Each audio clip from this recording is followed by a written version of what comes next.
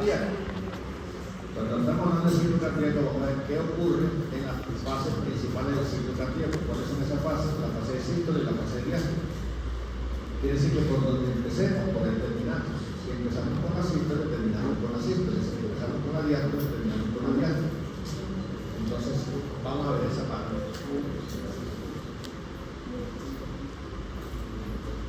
Entonces nosotros, como les dije al principio, siempre acostumbramos a empezar con esta parte eléctrica. Pero cambiamos el orden, tuvimos de cambiar el orden de esta parte eléctrica del electrocardiograma, que es la clase siguiente que vamos a ver con ustedes. Por eso no lo vamos a ver ahora. Aquí nosotros tenemos el corazón. Una cosa que tenemos que comenzar a familiarizarnos y a recordar anatómicamente la parte cardíaca, aparte de todas las estructuras que estamos viendo aquí, vemos unas válvulas. ¿Alguien me puede recordar cuál es la función principal de las válvulas? ¿Cómo? Evitar que la sangre se regrese. ¿De dónde se regresa? Sí, entonces, ¿qué válvula estaríamos hablando? Y entonces, ¿qué otra válvula tiene? ¿Cuál sería la función de esas? Entonces, nosotros tenemos que saber bien claro que las válvulas, la función de las válvulas es permitir el paso de sangre en un solo sentido, en una sola dirección. Se llama aurículo ventriculares porque la función es permitir el paso de sangre de aurícula a ventrículo. Aurículo ventricular. Y evitar, como dice el compañero, el reflujo de sangre en sentido contrario. A mí me llama la atención esta imagen, por un dibujo, pero me llama la atención ¿por qué esta parte está como más gruesa que esta parte? Esta parte es más gruesa que ¿quién se atreve a decir? Porque se ve que alcanza más presión al ventrículo izquierdo. ¿Y por qué? Porque hay mayor resistencia vascular. ¿Por qué? ¿Por qué tiene que ser más gruesa? ¿Qué tiene que ser más gruesa? Pero usted cree que el corazón sabe que él tiene que mandar sangre para todo. Porque hay mayor poscarga. ¿Hay mayor qué? Poscarga en los vasos sanguíneos. ¿Qué es lo que es la poscarga? ¿Me interesa esa palabra? Es la resistencia que ejercen los vasos sanguíneos a la distensión. Bien. Está bien. Entonces, por esa razón, no es que sea que se esté malo, sino que es el trabajo que tiene que hacer el ventrículo, como lo está diciendo el compañero, lo vamos a ver. Entonces, vamos a analizar también la parte de los ruidos. Para eso les digo que en esto. Y entonces vamos a empezar.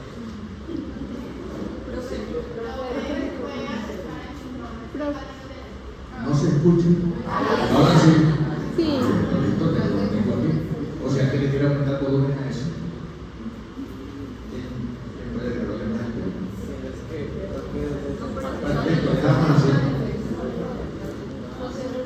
Entonces sí, como lo acabamos de decir, es un periodo de tiempo en el cual se desarrolla un sueño conjunto, es decir, etapas, fenómenos, una vez finalizados se vuelven a repetir en el mismo orden, en el mismo sentido.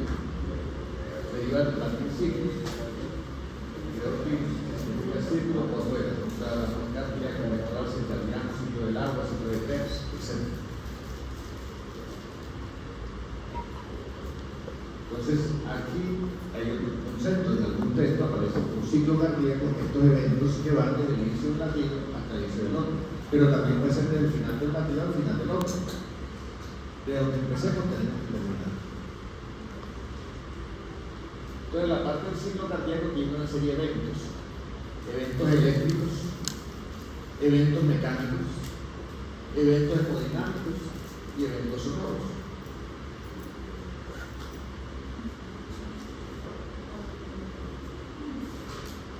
La parte eléctrica que ustedes vieron por el doctor Juan Carlos, la parte del sistema especial de conducción, la parte mecánica, que es lo que vamos a ver ahora, qué es lo que está pasando directamente en esa respuesta mecánica circular. ¿Qué pasa con estos gradientes de presión? Como dice que el compañero, vamos a ver la parte de la poscarga, que es eso, que tiene que ver. Y esta parte sonora, o esta parte de la audición, razón por la cual solicitamos un fonenoscopio. Entonces vamos a empezar esta parte, desde el punto de vista mecánico. Esto lo voy a ver aquí tenemos nosotros la sístole o contracción, ocurre como una respuesta mecánica a la fase de polarización. auricular o ventricular. La diástole ocurre como una respuesta mecánica a la fase de repolarización, auricular o ventricular. Entonces, los fenómenos que ocurren, lo que está ocurriendo en el lado derecho es lo mismo que ocurre en el lado izquierdo. La diferencia está en el gradiente de presión, en la resistencia de cada lado. Sin embargo, si nosotros estamos haciendo, como lo vamos a ver aquí en la clase de hoy, con el fonendoscopio, a pesar de que tenemos 4 válvulas, y vamos a ver que el sonido que vamos a escuchar, los ruidos cardíacos que vamos a escuchar ocurren debido al funcionamiento de las válvulas, cierre de esas válvulas. A pesar de que se cierran casi simultáneamente una diferencia de milisegundos, se ocurre un solo sonido. Escuchamos por lo general un solo sonido. En el lado auricular-ventricular, en el lado de la válvula semicronaria o subclaviana. Nosotros vamos a modelizar la sangre con un gradiente de presión, la ley de flujo. A mayor gradiente, mayor flujo. A mayor resistencia, menor flujo.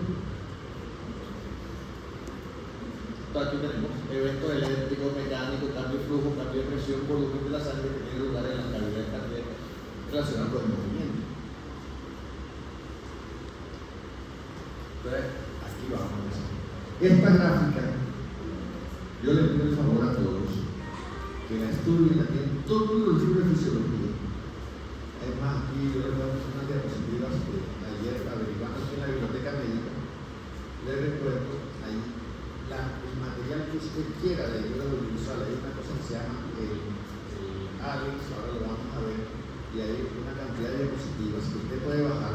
Muchas veces las bajé ayer ahí en la biblioteca, donde están todas estas fases del sitio. Pero esta gráfica es para grabarse la resto de la vida, porque es la gráfica que aparece en todos los libros de fisiología. Si usted aprende esta gráfica, usted va a poder entender todo esto.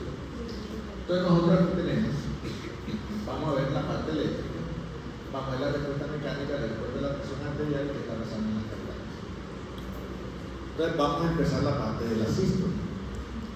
La sístole ventricular tiene 2 periodos. Un periodo que vamos a llamar contracción isovolumétrica o contracción isométrica, y otro periodo que vamos a llamar la fase de vaciamiento, la fase de expulsión, la fase de eyección. La diástole ventricular tiene otros periodos, un periodo que se llama relajación isovolumétrica o isométrica, llenado rápido, llenado lento, y sístole auricular o presístole ventricular. Repito, sístole, contracción isométrica o isovolumétrica, el periodo de vaciamiento, expulsión o eyección o de bombeo. La diástole, relajación isométrica o isovolumétrica, llenado rápido, llenado lento, sístole auricular o presístole ventricular o parado auricular, como aparece en algunas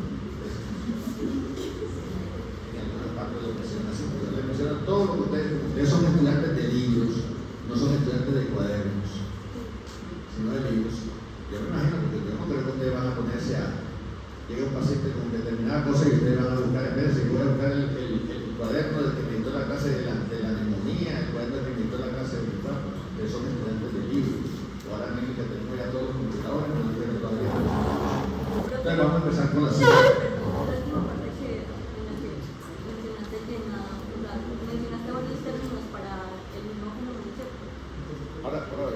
Entonces, hablamos de llenado rápido, llenado lento y sístole auricular. O sea, la fase de llenado auricular tiene varias fases. O sea, el fenómeno ocurre. Lo que pasa es que para entenderlo fisiológicamente, para entender otra serie de cosas, se ha dividido en diferentes fases. Por ejemplo, en alguna parte de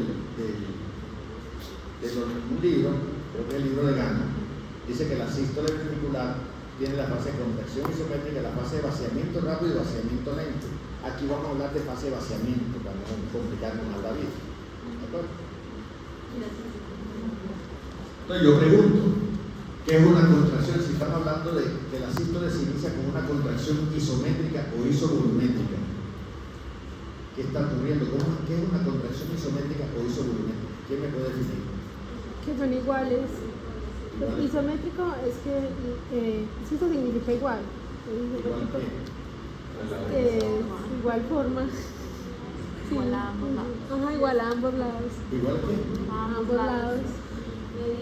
¿Qué es una contracción cualquiera? Musculoesquelética, cardíaca, que usted le diga a usted que está haciendo una contracción isométrica o isovolumétrica.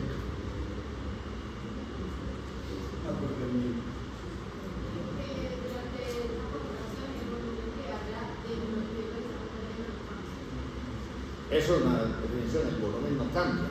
La pregunta es, eso está bien cuando hablamos de isovolumétrica. Y si te dicen isométrica, si te dijeran, ese paciente está haciendo una contracción isométrica del bíceps, ¿tú qué piensas? Mira, la respuesta tuya es 100% cierta.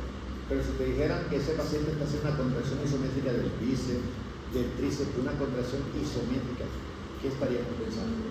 Que cada una siempre es igual de fuerte. O sea, que después de cada contracción debemos tener la misma fuerza. ¿Qué más? Agotamiento de todas las miofibrilas del músculo al mismo tiempo. Si yo hablo de acortamiento, estaría haciendo una contracción isotónica.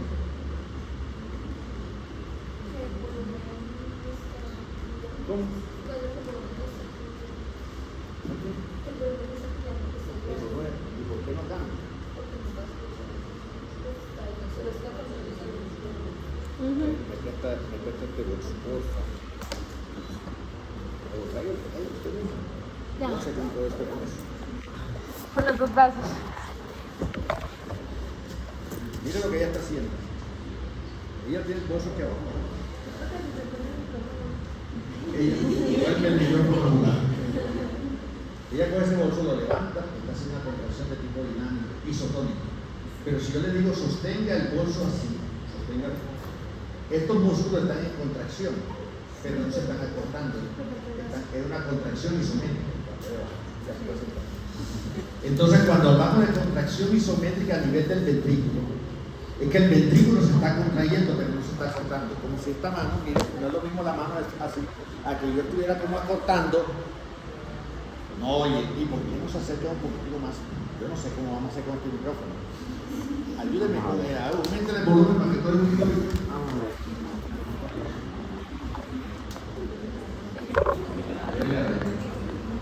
A ver si de pronto aumente más el volumen. No oigo nada. Todavía no oigo.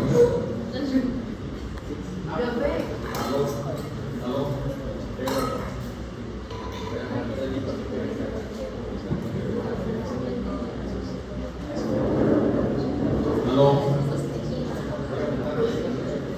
Ya llegó hasta más.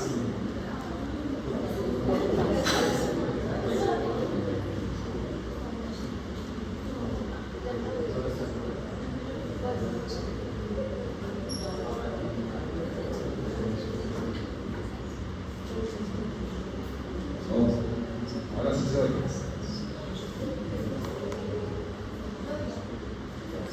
Estoy llamando al técnico, vamos a ver si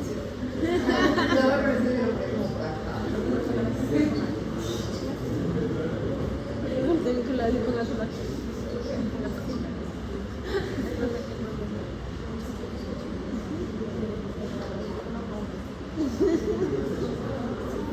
Sí.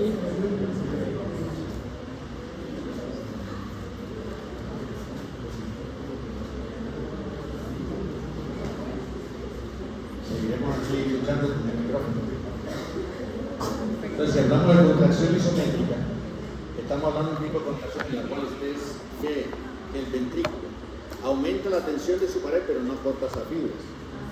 Si yo estoy aumentando la tensión de la pared, yo le pido el favor a los que tienen los... Ya, la clase la pueden enviar ustedes después como quieran, hay videos, incluso por ahí alguien grabó eso en un video de YouTube, creo que esta clase la está por ahí en un video de YouTube. Pero yo creo que vale la pena que cerremos los computadores un momentico, miremos la clase y después ven todo que el computador se concentra más. Les sugiero esa parte. Porque aquí pronto están explicando unas cosas que por estar mirando el computador no entienden ni lo uno ni lo otro. Yo les sugiero eso. Cerremos el computador un momento y miremos la clase.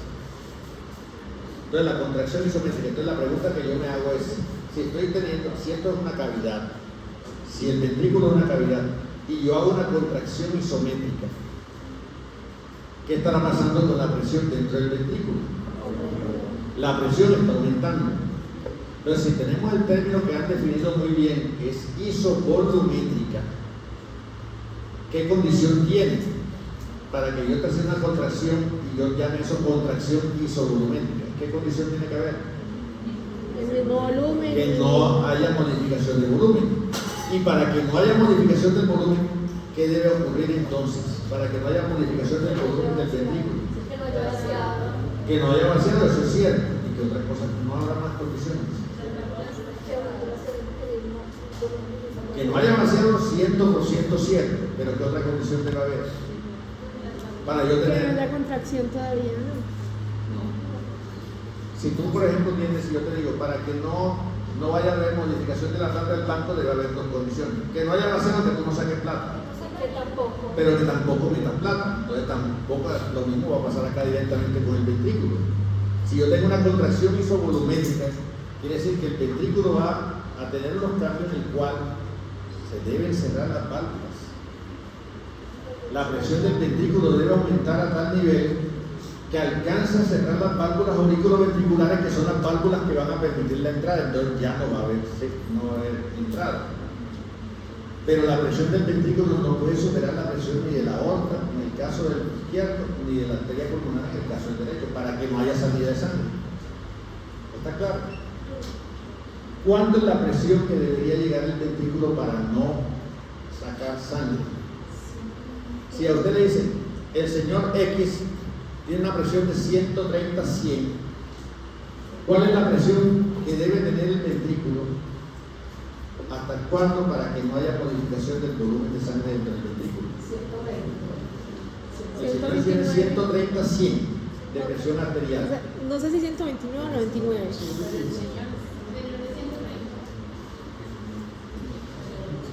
¿Quién más quiere opinar?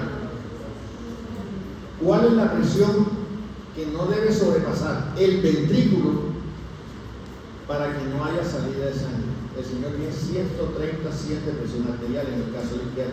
O si le están haciendo un cateterismo ventricular derecho, le dicen, este señor tiene una presión en la arteria pulmonar directamente de 40/15. ¿Cuál es la presión? ¿Hasta dónde debe llegar el ventrículo de aumentar su presión para que no haya salida de sangre? Menos de 100. ¿Ah? Menos de 100. De 100. Que la prostática Si la- tiene 140/100, no debe superar la presión de 100. 101 quiere decir que se abrió una válvula, en el caso del izquierdo. Si tiene 15 de presión diastólica en el pulmón, debe llegar hasta 14. Si sobrepasa de 15, ya está la válvula abierta. Entonces, cuando usted le dicen que el señor tiene 120/80, en este caso, entonces mire que aquí voy a comenzar a medir la presión del ventrículo. La contracción isovolumétrica es este pequeño espacio que hay aquí. Y este pequeño espacio, mire que partimos de esta presión y el ventrículo comienza a aumentar la presión, pero no sobrepasa la presión diastólica, que es este valor punteado que viene aquí de la otra. Mire que está más o menos en 80. ¿Está claro? Llegó hasta este nivel, entonces estamos en una contracción isométrica. Si estuviera midiendo volumen, esto azul que está aquí es la gráfica de volumen. Mire que no se modifica el volumen. ¿Por qué eso no se modifica el volumen? Porque no está entrando ni está saliendo sangre del ventrículo.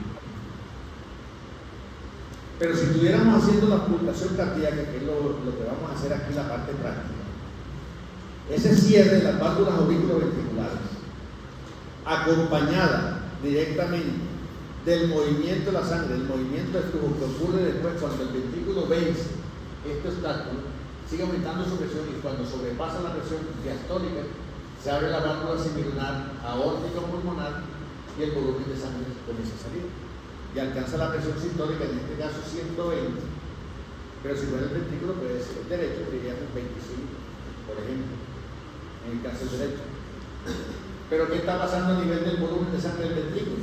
Mire cómo el volumen de sangre del ventrículo se está disminuyendo. ¿Por qué? Porque usted está vaciando el ventrículo. ¿Está claro?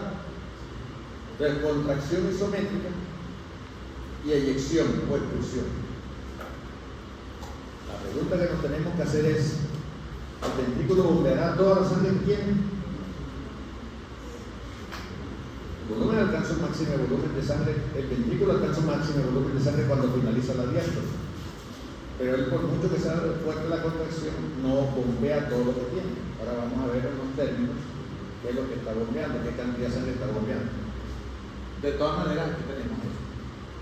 Y si yo estuviera haciendo la parte de la ocultación cardíaca, mire que aquí estamos haciendo un fotocardiograma. Estamos registrando los sonidos del corazón. Estaríamos escuchando un primer sonido. Entonces, ¿con qué está ocurriendo el primer sonido? Con el cierre de las válvulas auriculoventriculares con la fase de eyección. Por eso se llama a los ruidos cardíacos, no es solamente el cierre de las válvulas, sino son vibraciones. El sistema cardioémico, cardiomático, vibra las válvulas, pero también vibra directamente la sangre cuando va saliendo directamente de esto. Y si usted mira esta parte del electrocardiograma, el electrocardiograma, ustedes recuerdan las ondas, por lo general las ondas del electro sí saben exactamente cuáles son las ondas, la onda P, el QRS, ¿cuál es la onda que representa cómo está representado la despolarización de los ventrículos? Complejo QRS. Entonces, si usted mira aquí abajo, el complejo QRS está precediendo directamente a la fase de contracción isométrica. ¿Sí o no? No es que el señor se haya equivocado y haya puesto directamente pintado los amarillos un poquito más allá, que se le fue la mano para aquel lado, sino que la parte eléctrica está precediendo directamente la respuesta mecánica. Primero despolarizó el ventrículo y posteriormente ocurre la parte mecánica. ¿Vamos bien? ¿O alguna duda todavía? Seguimos andando, entonces esta es la fase directamente de contracción isométrica, la fase basal. El ventrículo comienza a bombear sangre y posteriormente comienza a declinar su presión, por eso que en algunos test aparece eyección rápida, eyección tardía, pero aquí vamos a hablar de la fase de eyección y todo esto. Y más tarde el ventrículo, cuando termina la parte de la sístole, el ventrículo comienza a relajarse. La relajación del ventrículo, mira aquí directamente, ¿cómo está representada la relajación de repolarización ventricular? La repolarización ventricular está representada en el electrocardiograma como en la onda T. La onda T representa la repolarización del ventrículo. Entonces mire que aquí la parte eléctrica, repolarización, está ocurriendo antes que el ventrículo se relaje. Entonces yo les voy a proponer a ustedes, coja su mano, usted mismo coja su mano. Primero miren como si fuera la parte de contracción y después aprieten. Yo ahora les voy a decir a todos, relajen las manos, que usted sienta que la presión interna disminuye, pero no abra los dedos. Los dedos están aquí en la fase de relajación, pero usted no abierta los dedos, usted siente directamente. Primero aprieta la mano, yo le digo, afloje los dedos, pero mantenga los dedos en esta posición, porque siente el cambio de presión interna en la mano, ¿sí o no?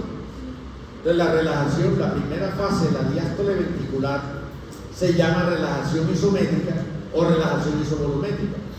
El ventrículo aparentemente mantiene la misma longitud, pero su presión interna disminuye.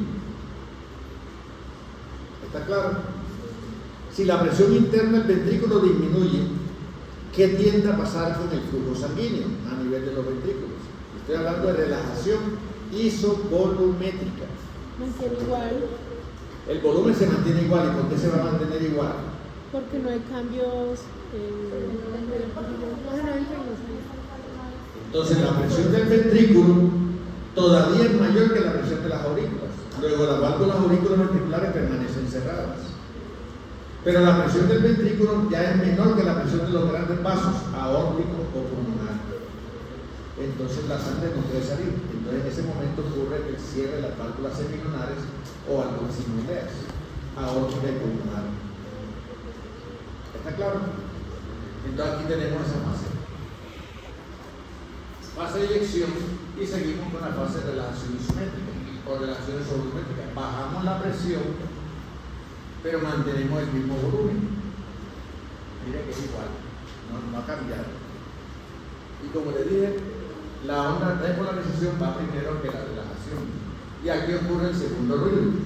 ¿Por qué ocurre el segundo ruido? Porque la sangre, cuando el ventrículo se relaja, baja su presión y la sangre que está en la aorta o en la arteria pulmonar, la sangre tiende a regresar. Y cuando la sangre regresa, la sangre choca contra las válvulas y las válvulas, si son normales, si son válvulas suficientes, esas válvulas no dejan regresar sangre, cumplen su función. Y la válvula se cierra, y el cierre de las válvulas ocasiona el segundo ruido. Esos ruidos cardíacos, como lo vamos a ver ahora todos en la parte práctica que vamos a hacer aquí en el salón, al finalizar la clase, vamos a ver la parte práctica. Vamos a escuchar esos dos ruidos. El primer ruido lo vamos a escuchar como un sonido largo y de tono bajo. Y el segundo ruido va a ser un sonido corto y de tono alto. Entonces, cuando usted va a escuchar los ruidos cardíacos en el paciente, ahora vamos a mostrar gráfica cómo vamos a hacer esa estimulación al finalizar la clase, va a estar escuchando esos sonidos como lup, lup, lup, lup, lup, lup, lup, el primer sonido, largo y de tono bajo. Dup, el segundo sonido, corto y de tono alto. Lup, dup, pum, tac, pum, tac, pum, tac, pum, el primer sonido. Tac, el segundo sonido, corto y de tono alto.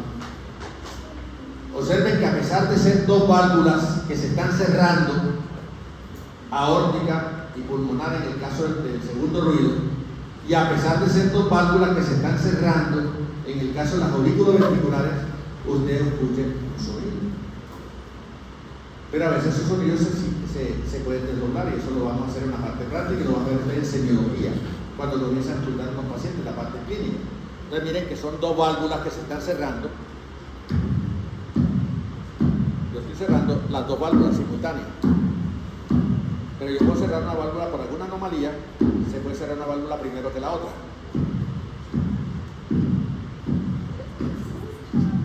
Se llama desdoblamiento de un sonido.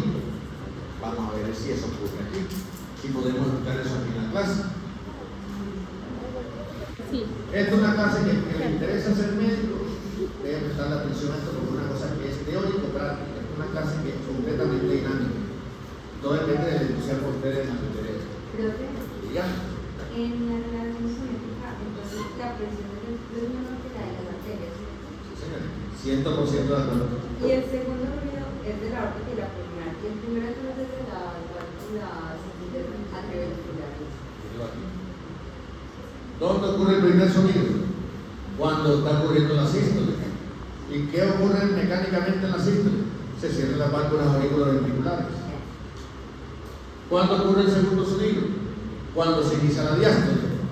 ¿Y cuándo ocurre la diástole? Cuando se cierran las válvulas semilunares aórtica y pulmonar. Pero yo les sigo insistiendo, yo no tengo, y le digo aquí al representante, se lo digo a ustedes, yo no tengo problema para reunirme con ustedes otro día y volver a repetir esto, u otra clase, u otro tema. Yo no tengo ningún problema, yo estoy aquí para eso. Me interesa que ustedes cuando vayan al hospital sepan identificar los ruidos, sepan tomar la presión arterial y el pulso, pero no como algunos estudiantes que cuando llegan a la parte clínica, entonces, presión arterial, a mí no me enseñaron eso. Ruidos cardíacos, ni por ahí, ¿cómo es eso?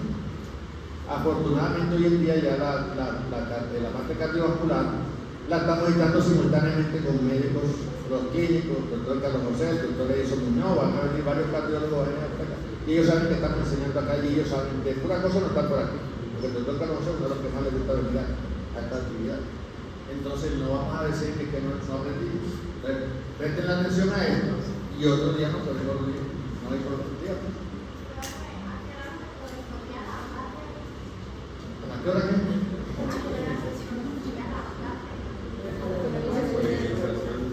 La onda T está aquí, es la repolarización del ventrículo. Y el ventrículo primero se repolariza y después se relaja.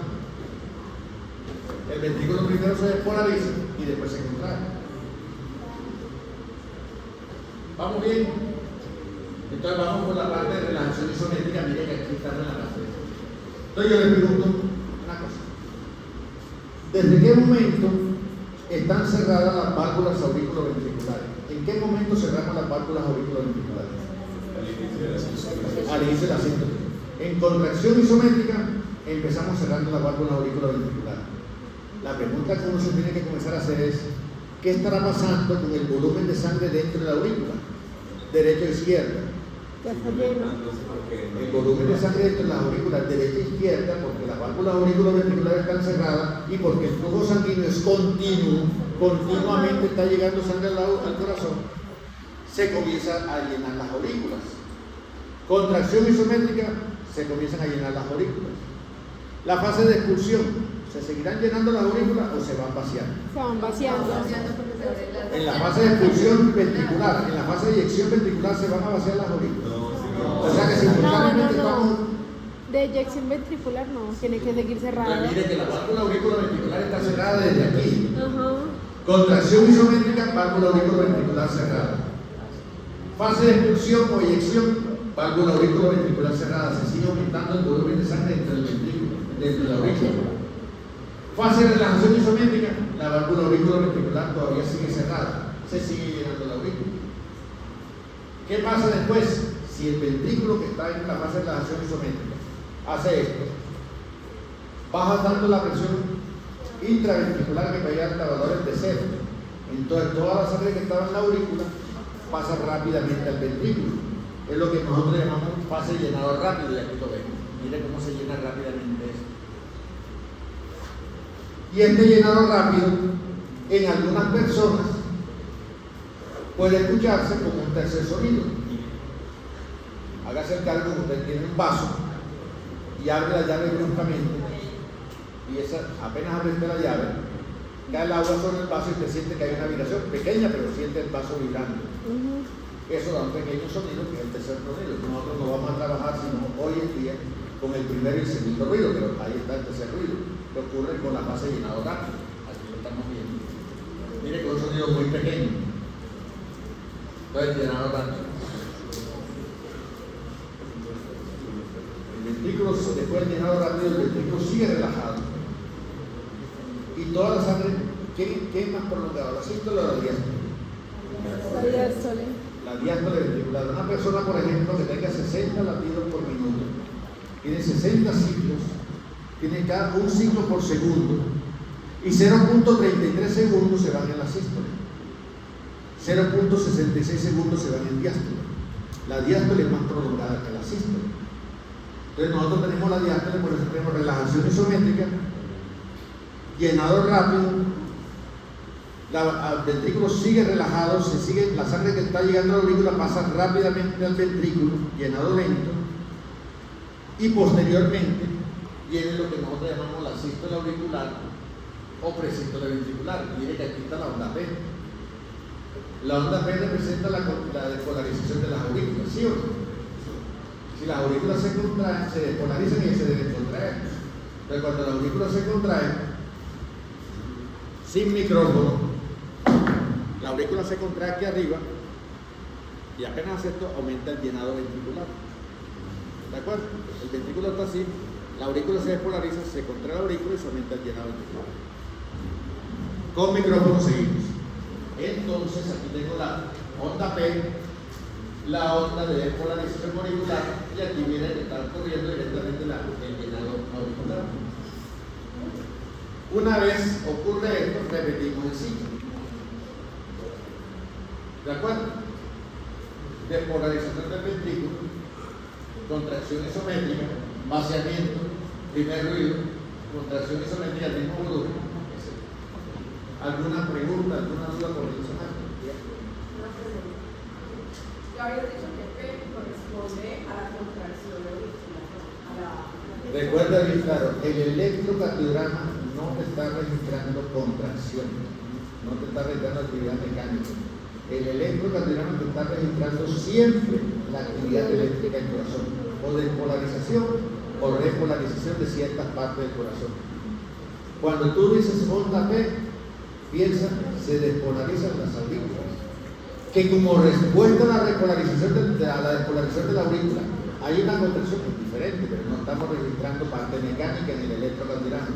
Por eso es muy malo decir, cuando alguien le dice, demuestran el electrocardiograma y esto que está aquí, demuestran una onda P o demuestran un QRS, algunos estudiantes dicen, esa es la contracción del ventrículo. Eso lamento mucho, eso no es ninguna contracción. Le están mostrando el QRS y le están diciendo que esta es la despolarización del ventrículo. Si le muestran la onda T, puede que usted sepa que la onda T está relacionada con la importante es lo que está diciendo es que el ventrículo se está repolarizando. Siempre actividad eléctrica, eléctrica. ¿Está claro? Entonces aquí tenemos esta parte. Mire lo que está pasando a nivel de las aurículas. Mire una cosa interesante que pasa en la aurícula. Cuando hay la fase de contracción isométrica, esto es una cosa más interesante. Esta película se está poniendo cada vez más buena.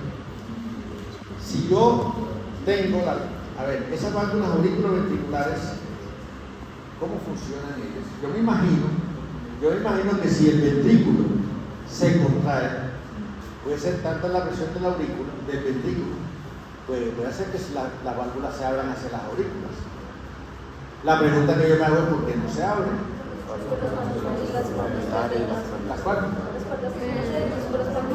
Entonces recordemos que nosotros tenemos los músculos papilares, que nosotros tenemos también las cuerdas tendinosas que están directamente adheridas a las válvulas auriculoventriculares.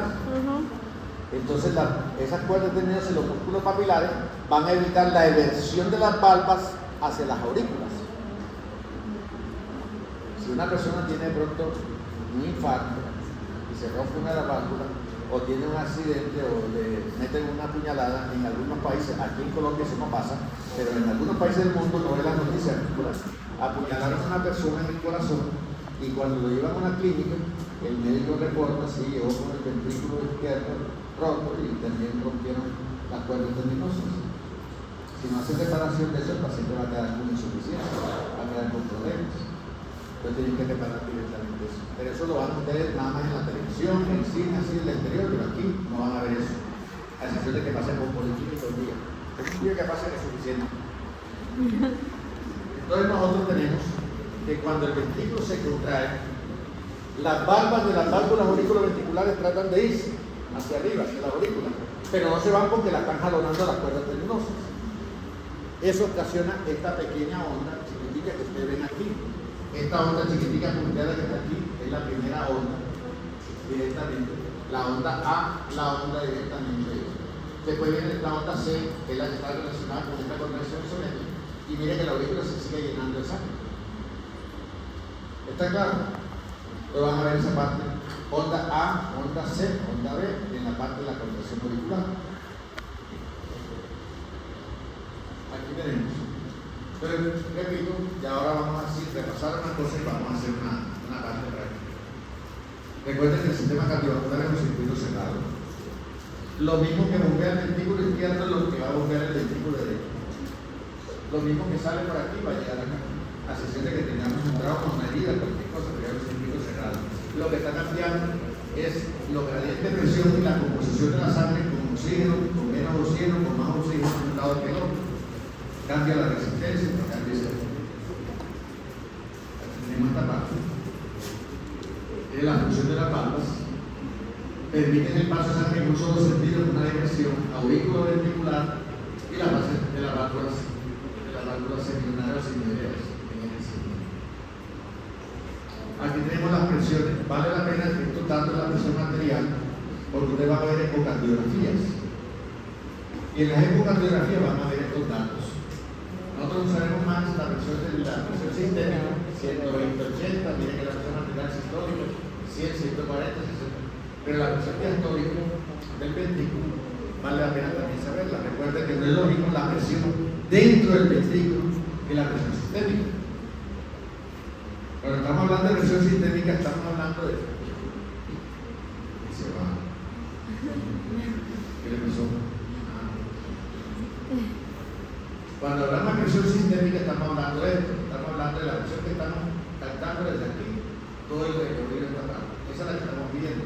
Pero si el ventrículo está en la fase de diástole, la sangre que está aquí ejerce cierta presión con relación también a la resistencia que tiene, está generando también lo que decía el compañero de la postal. Pero esta presión de aquí es mayor que la presión dentro del ventrículo, la fase de diástole. Por esa razón usted ve que el ventrículo izquierdo tiene la misma presión sistólica de la aorta, etc. Pero la presión diastólica va a ser mucho más baja. Las personas con hipertensión, pues ya diagnosticada que está siendo tratada, que normalmente los valores de presión son los rangos de las hipertensos, que los rangos de los valores de la presión son más altos. En el EKG se ve las ondas más prominentes, se ven igual. La pregunta es muy buena. Mire lo que ella está preguntando. Si nosotros tenemos, por ejemplo, no es lo mismo un normotenso que una persona hipertensa. Si la persona es hipertensa, pero una hipertensión que acaba de ocurrir ahora, por ejemplo, dice te puede subir la presión arterial ahora mismo por un susto, porque es cualquier cosa. Pero no ha sido hipertenso, pasó el susto, lo que sea, y la presión volvió a lo normal. Eso es una cosa. Pero el hipertenso crónico es una persona cuyo ventrículo tiene que hacer más fuerza permanentemente para bombear la sangre, porque tengo la poscarga aumentada. Tengo que generar más tensión de la pared del ventrículo para sacar la sangre, la misma cantidad de sangre. Y ese mayor trabajo ventricular va a generar mayor grosor de la pared del ventrículo. Y eso se va a generar más tarde en una hipertrofia. Es posible directamente que esa hipertrofia en unos pacientes que son una hipertrofia excéntrica, sea tan grande la hipertrofia que aumenta el tamaño de las ondas de los QRS que sobrepasan ciertos valores. Ustedes lo van a ver en electrocardiografía. Unos determinados índices que vamos a ir a hablar directamente para decir si el paciente tiene hipertrofia del ventrículo izquierdo por el electrocardiograma, no por la presión. Te van a decir que tiene hipertrofia. Ya tú por la historia sabes si por qué es hipertenso o por otra razón. Lo mismo que los deportistas. Hay deportistas, gente que hace mucho deporte, maratonistas, ellos pueden tener un corazón más agrandado que el normal, entonces puede que las ondas sean mucho más grandes. Hay cambios fisiológicos inducidos por el deporte, de acuerdo a lo que haga. No es lo mismo el corazón de un maratonista que el corazón de un pesista. Entonces, hablan del corazón del atleta, eso lo pueden ver después. Entonces, todo lo que es la presión arterial con la del otro. Aquí hemos quitado la parte del ventrículo, la parte anterior, y miren las válvulas auriculoventriculares, miren las cuerdas tendinosas y miren los músculos papilares. Esto es algo que yo sí quiero que se grabe. Miren los músculos papilares, de dónde están aquí, aquí está más próximo. Yo llamo esta parte el endocardio y esta parte la llamo el epicardio. Yo estoy seguro que cuando ustedes vieron el sistema especial de conducción con el doctor Juan Carlos Méndez, le decía que aquí nosotros tenemos el sistema de Purkinje, que termina acá a nivel del endocardio, y esa fibra de Purkinje son la parte terminal de ese sistema de conducción. Pero ¿dónde está terminada esa fibra de Purkinje? Aquí en el endocardio. Y entonces, ¿qué parte del corazón va a recibir por primera vez la parte eléctrica aquí en el ventrículo? La parte del endocardio. Entonces son los músculos papilares se despolarizan primero que el resto del ventrículo. Y si ellos se despolarizan, ellos se contraen primero que el resto del ventrículo. Cosa que cuando la contracción venga, ya ellos están contraídos y evitan la eversión de las válvulas hacia la cavidad auricular. ¿Estamos de acuerdo? Aquí lo tenemos. Entonces, si las válvulas funcionan normalmente, yo llamo eso una válvula normal, válvula suficiente. Pero algunas veces las personas por alguna enfermedad, ya sea de la reumática, se le dañan directamente las válvulas y puede que el ventrículo cuando se contrae, pasa parte de la sangre del ventrículo, regresa a la aurícula. Hablamos de insuficiencia derecha, mitral o tricupidia. O de pronto un músculo papilar esté más alargado, una parte más alargada que otro, también puede haber insuficiencia. O que tenga un infarto y tenga una ruptura de una cuerda tendinosa, también puede haber insuficiencia. Ahora, por ejemplo, hace unos momenticos, vi una señora que le vino a casa en el año 1995, le hicieron un cambio de válvula ósea y este año le hicieron un cambio de válvula mitral. Ya tengo una enfermedad reumática severa y se fueron deteriorando las válvulas. Entonces, ustedes van a oír hablar de insuficiencia mitral, insuficiencia aórtica, y una de las cosas número uno, la fiebre reumática. Vale la pena que ustedes su cuenta se pongan a leer qué es la fiebre reumática. Esa enfermedad, porque algunas personas que tienen otro problema de la garganta, le dan unos antibióticos para evitar que el anticuerpo que está generándose para atacar la bacteria ese estreptococo betacolítico del grupo A que está causando la infección de la garganta, más tarde ese anticuerpo no le vaya a afectar el corazón o le vaya a afectar las articulaciones. Después le dice que es la fiebre reumática para que ustedes lo puedan asociar a esto. Aquí tenemos esto directamente lo que habíamos dicho, mayor grosor del ventrículo izquierdo que el derecho. Miren esta parte. Aquí tenemos el ventrículo está directamente en sístole, válvulas auriculoventriculares cerradas, válvulas secundarias abiertas. Aquí está el ventrículo en la fase de diástole. válvulas auriculoventriculares abiertas, válvulas septiculares cerradas.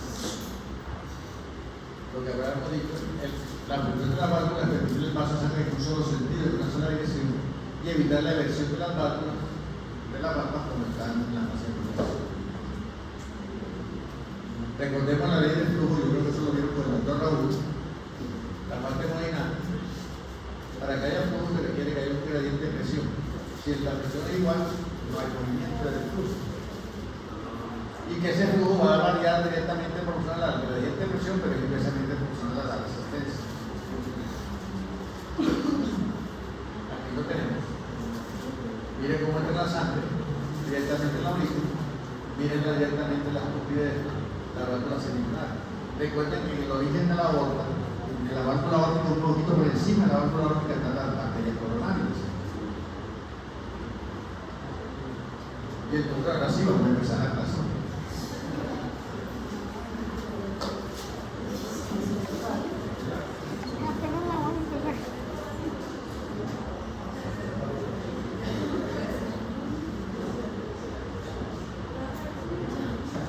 Vamos a ver esto. Miren esta parte dinámica. Yo les pido el favor primero, concéntrense en un lado del corazón y después ven el otro. Miren lo que está pasando primero de este lado. Nada más concéntrense de este lado. Aurícula derecha, ventrículo derecho. Miren lo que pasa. Aurícula derecha llega a la sangre, pasa la sangre al ventrículo, pero hay la contracción de la aurícula derecha. Miren la fase de vaciamiento, la fase de expulsión. Se abren las válvulas semilunares, la aorta y pulmonar. Miren cómo se abre la válvula. Pero se está abriendo esta válvula y se está cerrando la otra.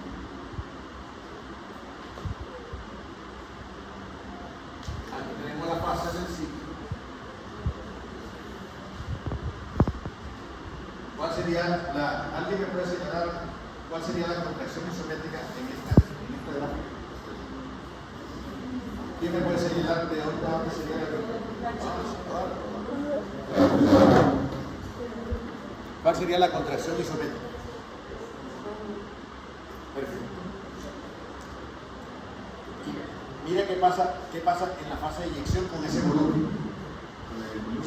Con el volumen ventricular. Dentro del ventrículo. Miren, estamos bombeando sangre arriba, pero estamos disminuyendo el volumen abajo. ¿Está claro? ¿Dudas, inquietud con relación a esto? Estas son gráficas bajadas directamente del señor YouTube, que es lo que sabe dando.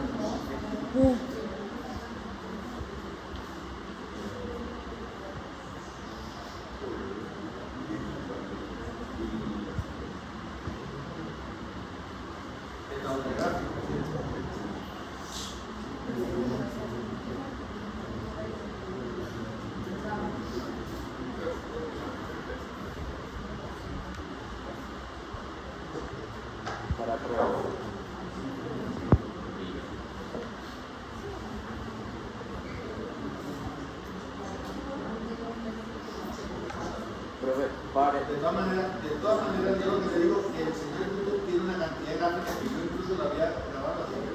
No hay problema. Ya saben, busquen al señor YouTube, que ese señor es muy famoso.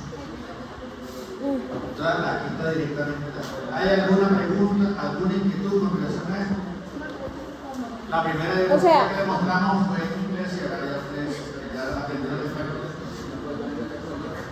O sea, profe, durante el primer ruido cardíaco el ventrículo está totalmente lleno, pero todavía no está sacando. ¿Cómo? O sea, el primer ruido cardíaco es cuando se da el cierre de las atrioventriculares. Recuerda que yo decía que el primer ruido cardíaco tiene dos componentes, un componente mecánico y un componente dinámico. Por eso decimos que los ruidos son debido a vibraciones del sistema cardioémico o cardiomático, porque el corazón está vibrando por el cierre de la válvula, pero la turbulencia de la sangre cuando va a salir también vibra y aporta el sonido. Que uno le diga por lo general, que el primer ruido cardíaco por el cierre de la válvula auriculoventricular es cierto, pero no es lo único. Es cierto, pero no es lo único. Lo mismo que el cierre de la válvula sigmoidea es lo que ocasiona el segundo ruido, es cierto, pero no es lo único. que contribuyen el 99%, sí, pero hay un 1% que no lo vamos a expresar.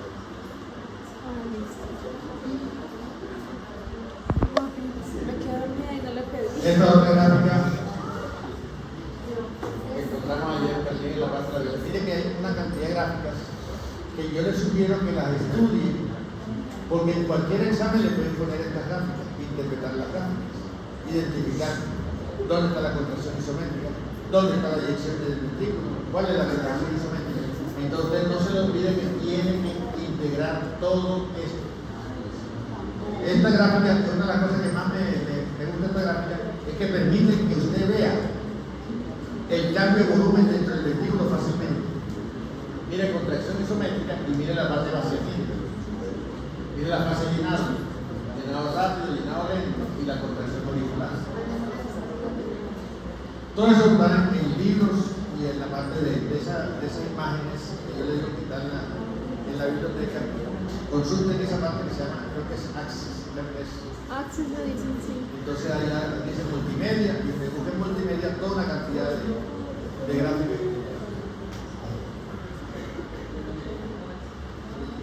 Miren que aquí le están diciendo, le están preguntando una serie de cosas. ¿Quién se atrevería a decirme a mí en esta gráfica? O lo dejamos para el final de la clase. No, dejemos eso para el final. Dejémoslo así. ¿Quién decide? Miren la gráfica, pero al final de la clase la voy a mostrar sin nombre. Y usted me tiene que identificar los nombres.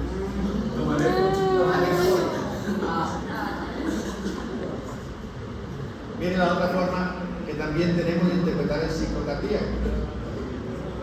Miren que les estoy mostrando toda la cantidad de gráficas que están en los libros. Como ustedes van a estudiar por libros, no por cuadernos, y le van a preguntar de cualquier libro, el profesor le puede poner una gráfica de cualquier libro. Esta es una gráfica también, vamos a decir, la podemos interpretar. Miren, esta es una gráfica que se llama la gráfica asa presión volumen.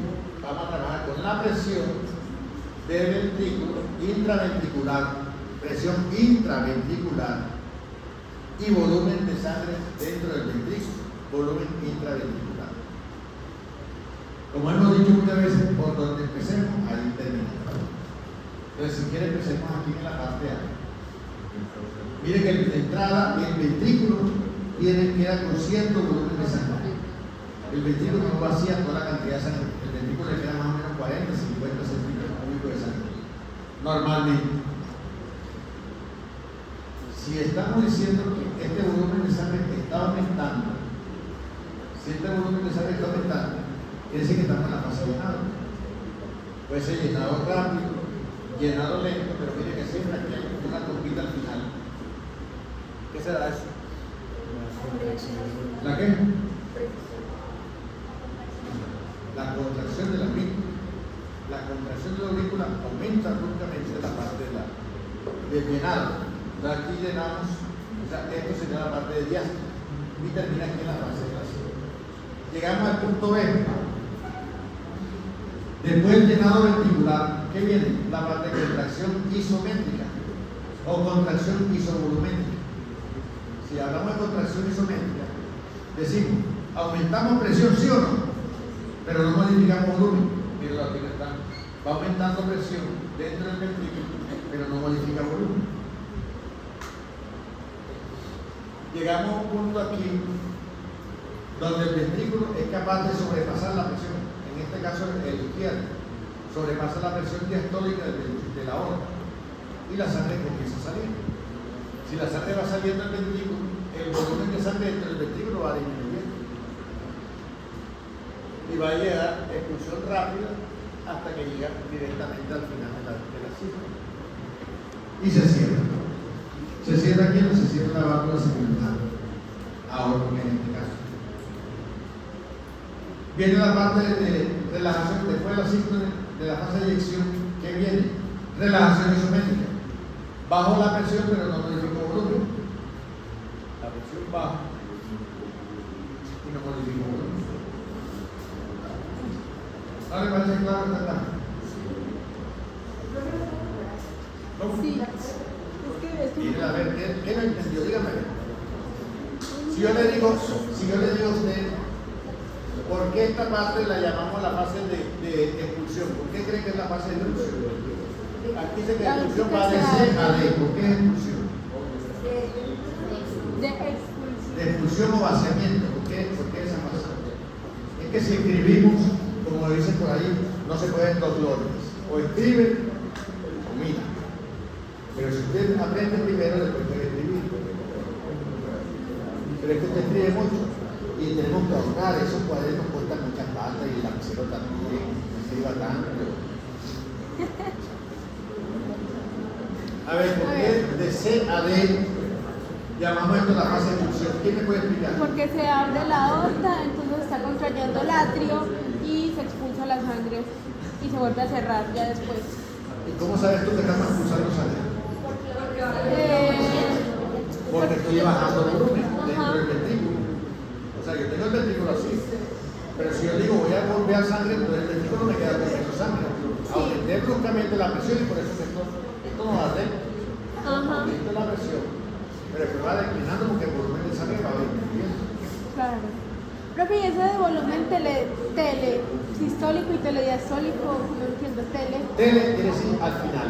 Ah, Entonces aquí te está diciendo cuál es el volumen telediastólico, o sea, el volumen del ventrículo al finalizar la diástole, que también se conoce con el nombre de volumen diastólico final.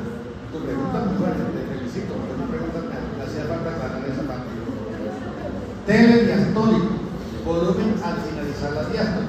El ventrículo se comienza a llenar, se sigue llenando, viene la contracción de la aurícula, y cuando llega aquí ya tengo un volumen telediastólico o volumen diastólico final. El ventrículo se contrae, bombeando la sangre y está dando el volumen telesistólico, lo que queda en el ventrículo cuando finaliza la siesta.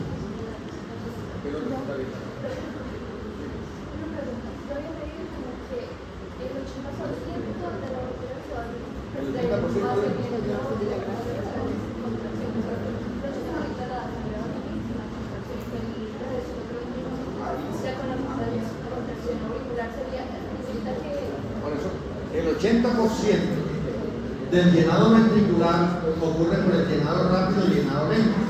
Y el 20% final es por la fibrilación auricular.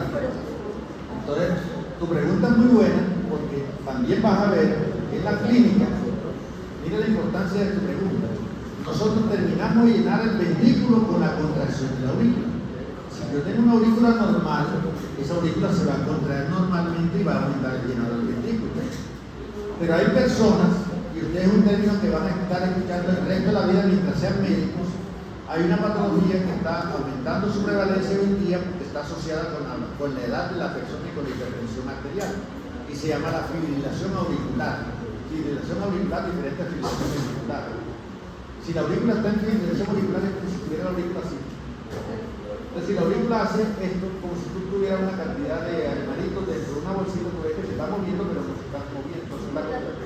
Entonces, ¿qué está pasando? Que no está contribuyendo en la parte final. Entonces, la cantidad de sangre que va a bombear el ventrículo para el trabajo normal va a estar limitada por la fibrilación auricular. Y eso lo vamos a ver en clínica.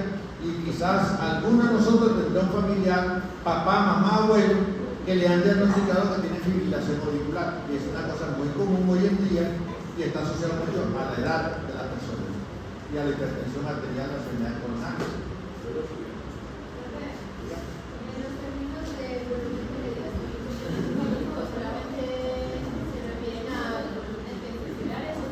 Volumen ventricular.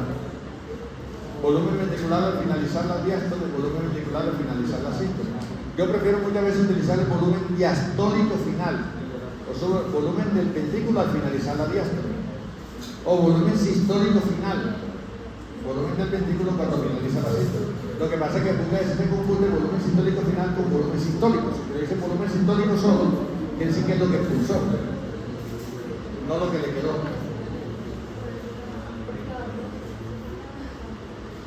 Bueno, entonces ahora viene la parte práctica que quiero que hagamos. Todos nosotros tenemos unos lugares del corazón, del tórax, donde podemos escuchar bien los ruidos cardíacos. A esos lugares le hemos puesto nombres de las válvulas más cercanas, oiga bien claro, de las válvulas más cercanas a esos lugares donde podemos escuchar esos sonidos, esos ruidos. Entonces van a escuchar que vamos a hablar de 4 focos de ocultación: foco mitral, foco tricuspide, foco aórtico, mírenlo aquí, y foco pulmonar.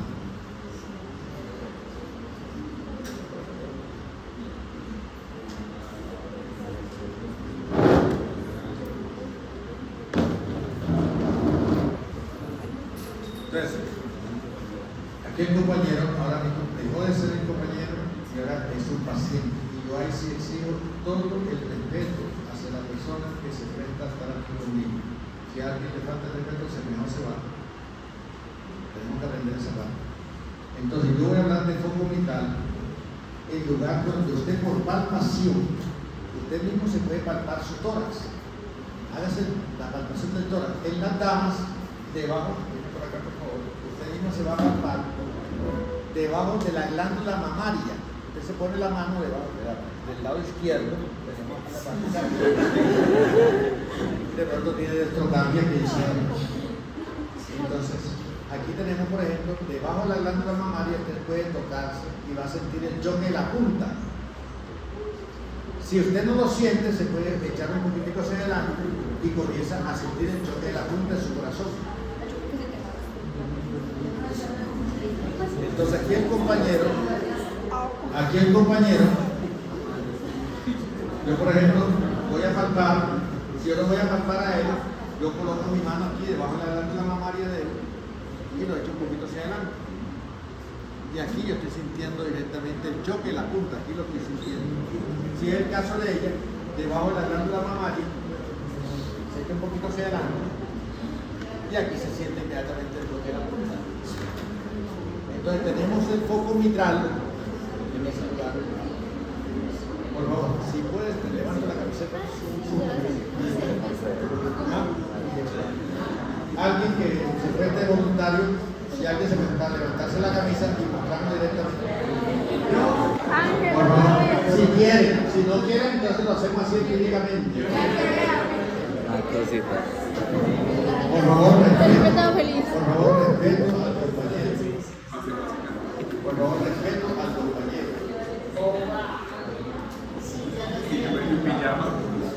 Por favor, respeto al compañero. Tenemos que mantener la pantalla.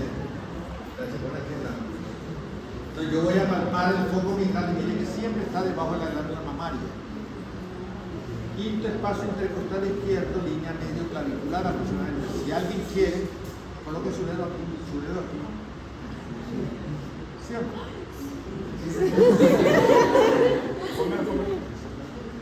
El mismo se palpa ahí y ahí siente el choque de la punta de su mano. Ese es el foco mitral. Tenemos el foco tricuspidio, más o menos a nivel del cuarto o quinto espacio, del lado izquierdo del esternón, en la línea paraesternal. Aquí está el foco tricuspidio. Mire, foco mitral, foco tricuspidio. Recuerden que la aorta sale y hace lo que es el callado aórtico. Entonces, por esa razón, el foco aórtico está localizado en el segundo espacio intercostal derecho.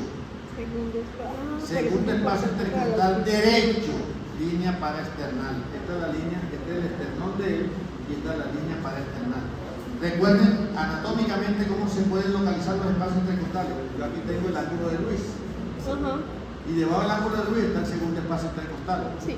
Entonces, este es el segundo espacio intercostal derecho, foco aórtico, y segundo espacio intercostal izquierdo, foco pulmonar. Hay un foco que se llama foco arteriosensores, pero no vamos a trabajar en eso, pero vamos a estar trabajando foco mitral, foco tricuspide, foco aórtico y foco pulmonar. Entonces, ¿qué vamos a hacer nosotros? ¿Alguien me presta un fonendoscopio? Los que hayan traído fonendoscopio me presta uno. Ay, es que estoy con la mano grabando. Bueno, ya me sacaron. El Lippmann, mejor. Los fonendoscopios tienen varios componentes. Aquí tenemos las olivas auriculares. Estas son las olivas auriculares, la parte metálica. Tenemos la manguera y tengo aquí el final, tengo lo que es la membrana o diafragma y tengo también la campana. Esto lo puedo yo girar de acuerdo con lo que yo quiera utilizar directamente para la ocultación. En la actividad del día de hoy, nosotros vamos a hacer la ocultación con la membrana o diafragma. Vamos a utilizar la membrana o diafragma. Tiene que verificar primero que el fonendoscopio esté bien colocado. A veces los estudiantes se van a colocar el fonendoscopio y se lo colocan así. Recuerden que los conductos auditivos están dirigidos hacia adelante, no hacia atrás. Si usted se lo coloca así, va a estar apretando las orejas, pero no está escuchando absolutamente nada. Tiene que ir hacia la parte delantera. Primera parte. Ahora mire primero y después lo vamos a practicar entre todos. Primero la colocación de los dedos. Para mí el fonendoscopio es un elemento que debe ser completamente personal, como un cepillo de dientes. Yo no sé si usted le presta el cepillo de dientes al compañero o la compañera, pero se ha visto casos de transmisión de enfermedades auditivas de una persona a la otra, de hongos y otras cosas más, por estar usando fonendoscopio. Todas las clínicas tienen fonendoscopio allá, dicen, para la gente que no lo trae. Ya usted verá, si se consigue un buen fonendoscopio, o se lo presta a alguien que usted confíe en esa persona, o hace uso de los que están allá. Cada uno tiene su fonendoscopio. Entonces vamos a ver otra norma que tenemos que hacer con el fonendoscopio, es que cuando lo vamos a colocar, mire la diferencia que hay. ¿Cómo le gustaría a usted? ¿Cómo siente mejor este fonendoscopio? Mire, yo no le hago nada, sino simplemente si yo se lo coloco así en el brazo, ¿cómo lo siento? O si yo lo caliento directamente antes de colocárselo al paciente, ¿cómo le gustaría más? Calentando. Entonces nosotros, los fonendoscopios deben calentarse un poquitico antes de colocarlo en la superficie del paciente para no crear rechazo del paciente. Entonces lo calientan y vamos a hacer la ocultación cardíaca y vamos a seguir un orden. Vamos a seguir un orden directamente. Al hacer la ocultación cardíaca vamos a seguir un orden. Lo primero que vamos a hacer es identificar los ruidos. Y el mejor lugar para identificar estos ruidos son los focos de la punta, foco mitral y foco tricuspide. Entonces vamos a identificar los ruidos. Ya lo que debemos hacer. Foco mitral, foco tricuspide, foco aórtico, foco pulmonar, mitral, tricuspide, aórtico. El paciente y usted tiene que darse cuenta de que está girando, que está explorando al paciente completamente, mitral, tricuspide, aórtico, pulmonar, mitral. Donde usted empiece, ahí debe terminar. O sea, hay que escuchar en los 4 focos de ocultación mínimo, esa parte. Pero ahora mismo, lo primero que vamos a hacer en esta clase, ahora mismo, es que vamos a que usted identifique el primero y el segundo ruido. Ese look, duck. Como vamos a identificar sonido, lo primero que tenemos que hacer es el mayor silencio posible entre todos. Entonces vamos, el uno va a ocultar al otro compañero que está al lado, o si se quiere ocultar a sí mismo, lo hace. Y ahora seguimos.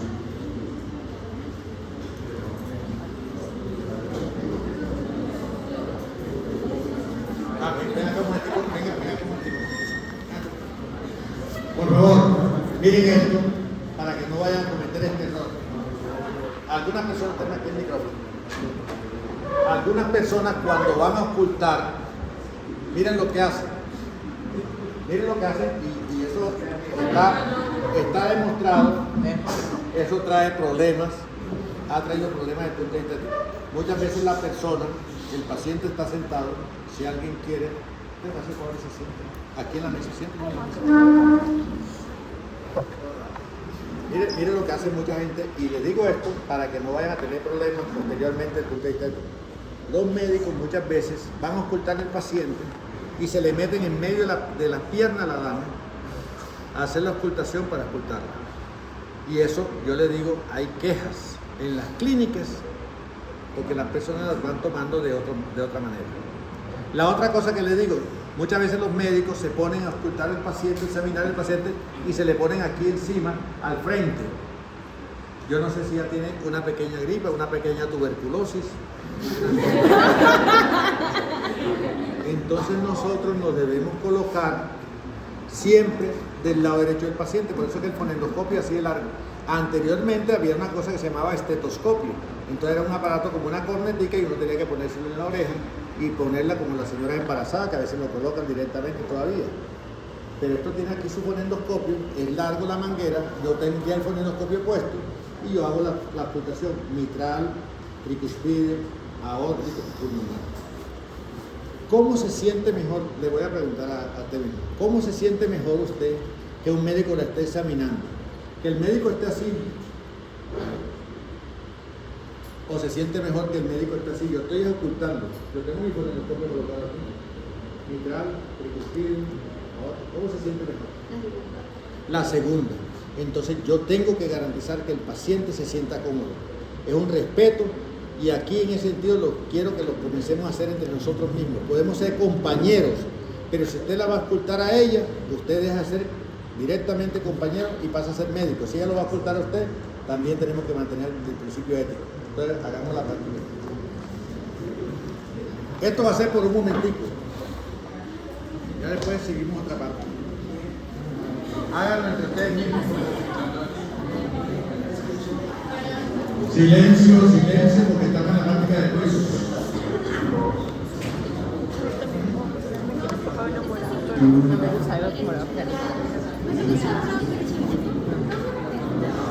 Bueno.